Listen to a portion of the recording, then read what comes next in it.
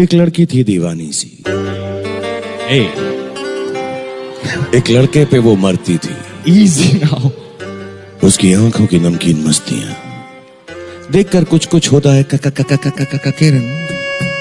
इसलिए जब भी बड़े बड़े देशों में ऐसी छोटी छोटी बातें होती हैं सेनोरिटा, तो मेरी नैना से कहते हैं कि एक हंसी और बांट लो, एक सपना और देख लो, क्या पता कल हो ना हो। চা বানাতে এসেছি, ফুটে ফুটে চাটার এরকম দশা হয়ে গেছে, তো বানাচ্ছি এখন চা, দুধ চা অবশ্যই। আর বাইরে এটা দেখাই রোদ্দুর উঠেছে, এই যে দুধ চা বানাচ্ছি। Hello friends, hello hello hello, good morning morning morning. কেমন আছো তোমরা?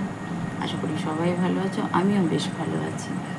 আজ হচ্ছে বৃহস্পতিবার, তো এখন বাজে সকাল 7টার মতো কি 7:30 এরকম।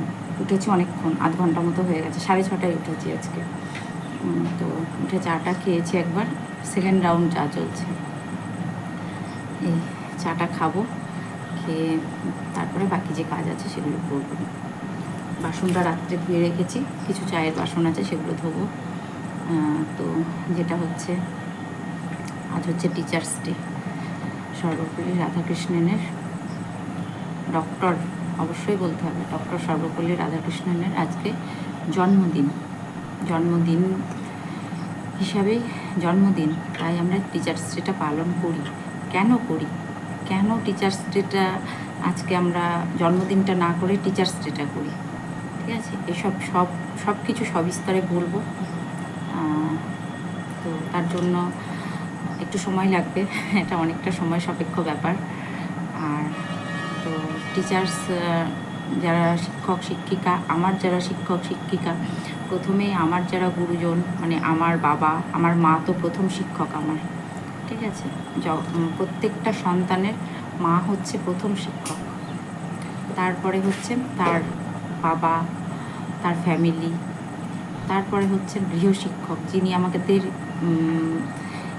যখন ছোট বয়সে ক্লাস 1, 2, 4, 5 যিনি গৃহশিক্ষক আসেন আমাদের অ আ ক খ শেখানোর জন্য, তিনি হচ্ছেন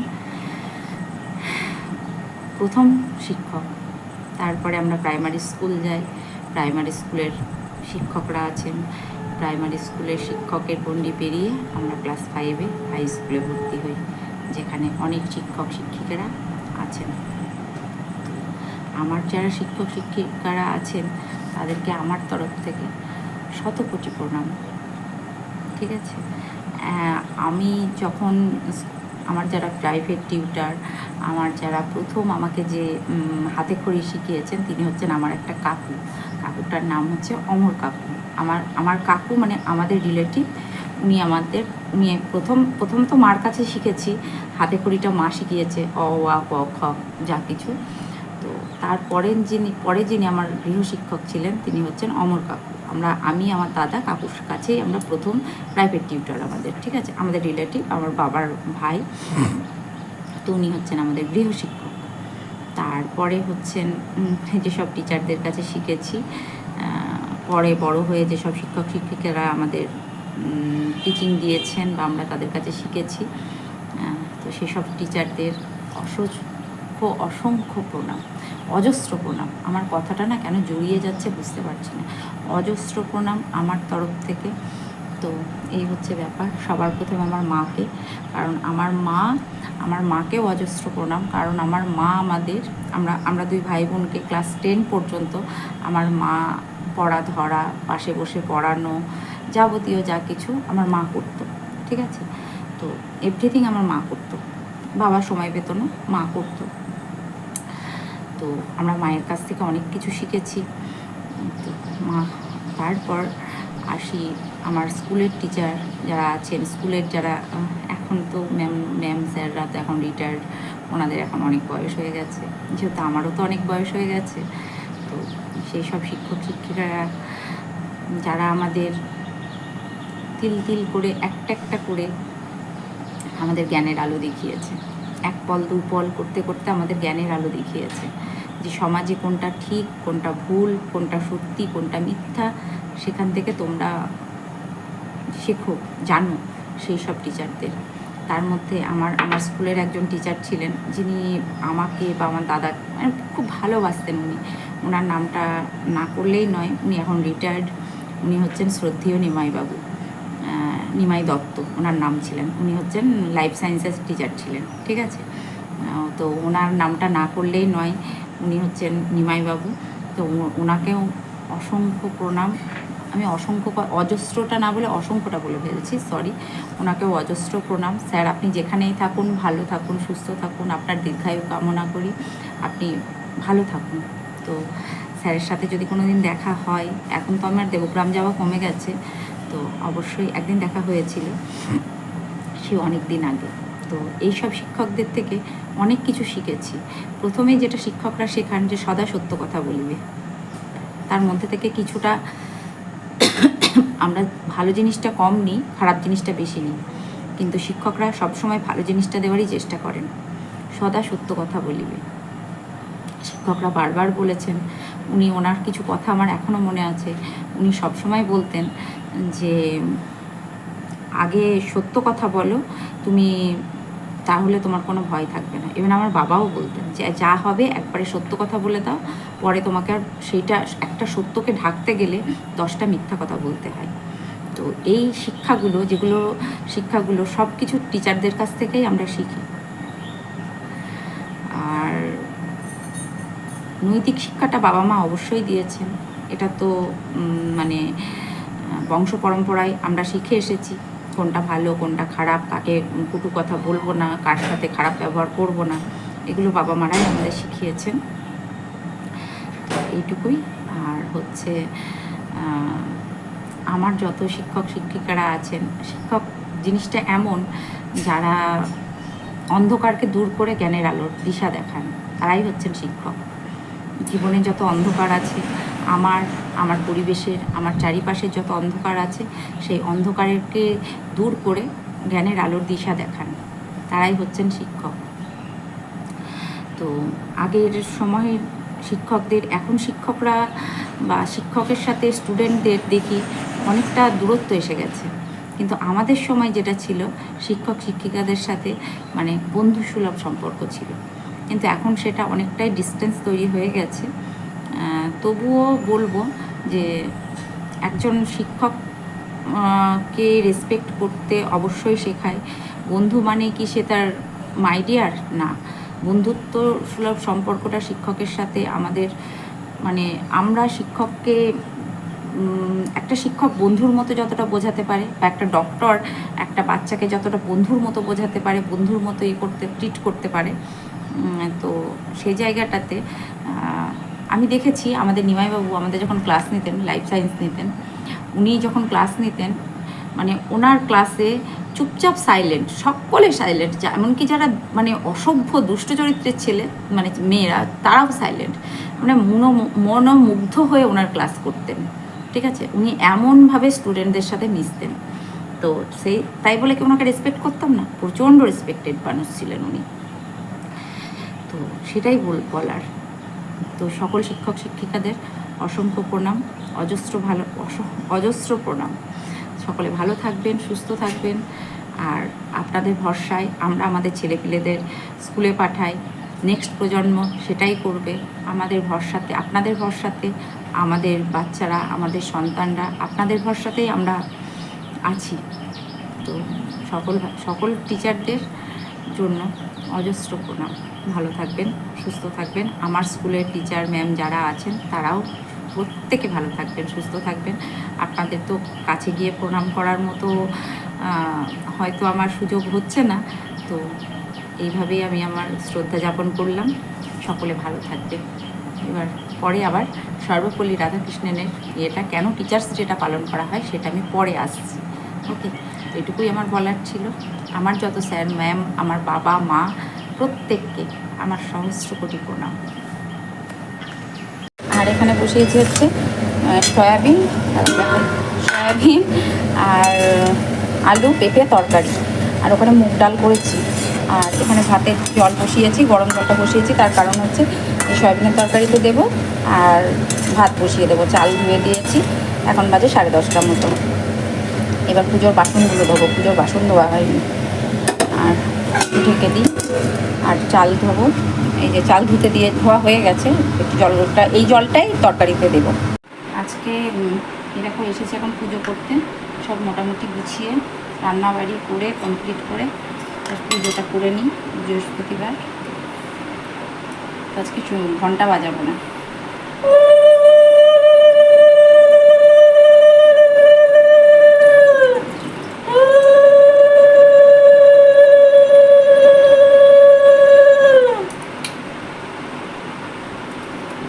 ঠান্ডা লাগছে না? গরম গরম, হ্যাঁ প্রচণ্ড গরম।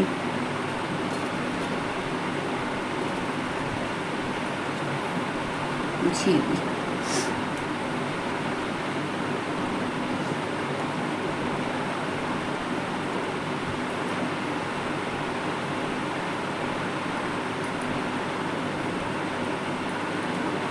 গুছিয়ে গোপুকে রেডি করে দিই, তারপরে আসছি। আর আমার লেগে গেছে প্রচণ্ড ঠান্ডা, কী বলবো তোমাকে, প্রচণ্ড ঠান্ডা লেগেছে।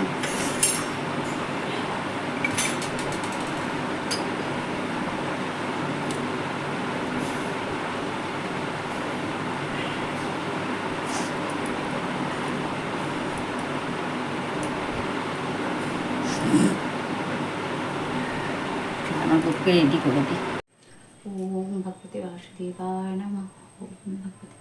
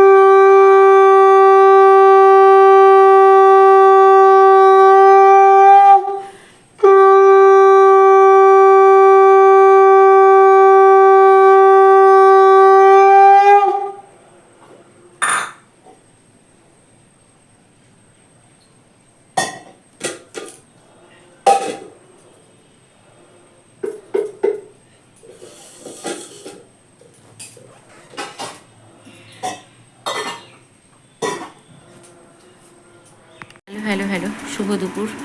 আমি পুজো টুজো করে আর বসে থাকতে পারিনি, এত মাথা কপাল যন্ত্রণা করছে আর প্রচণ্ড লেগেছে ঠান্ডা। তো পুজো করে উঠেই শুয়ে পড়েছি সঙ্গে সঙ্গে।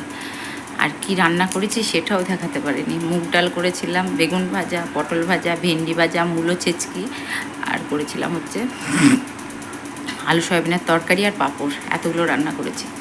করে পুজো করে উঠে শুয়ে পড়েছি, আর দাঁড়িয়ে থাকতে পারছিলাম না, এত শরীর খারাপ করছিল।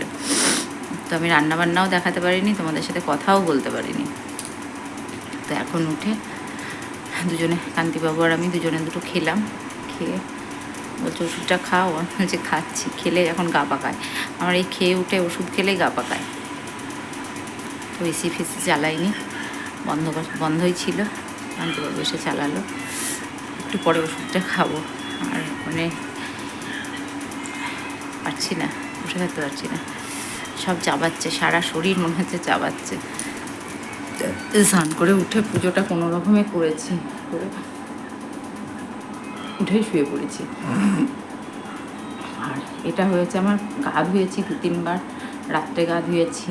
আবার হচ্ছে গা ভিজে জামাটা, মানে ঘামে ভিজে যায়, সেই জামাটা পরে থাকি সবসময়, তো চেঞ্জ করা হয় না। প্রচণ্ড ঠান্ডা লেগেছে, প্রচণ্ড। আর হাত পা একবারে কটকট করে কামড়াচ্ছে, কী বলবো তোমাদের। প্রচণ্ড, চোখ টেনে তুলতে পারছি না, চোখ দিয়ে মনে হচ্ছে আগুন বেরোচ্ছে।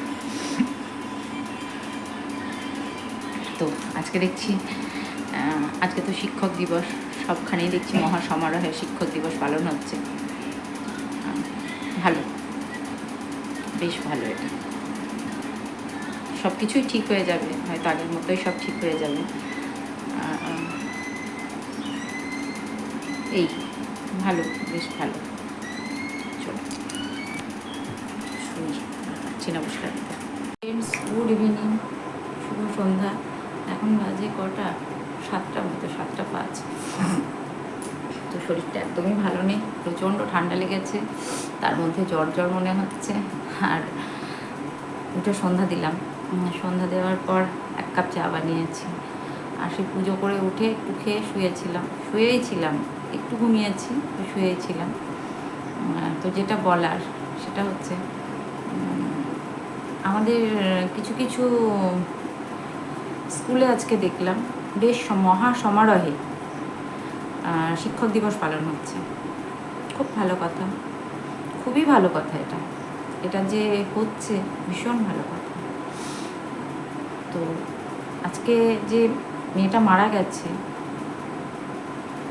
যে তিলোত্তমা মারা গেছে, সেও কিন্তু একটা স্টুডেন্ট ছিল, ঠিক আছে? সেও একটা স্টুডেন্ট,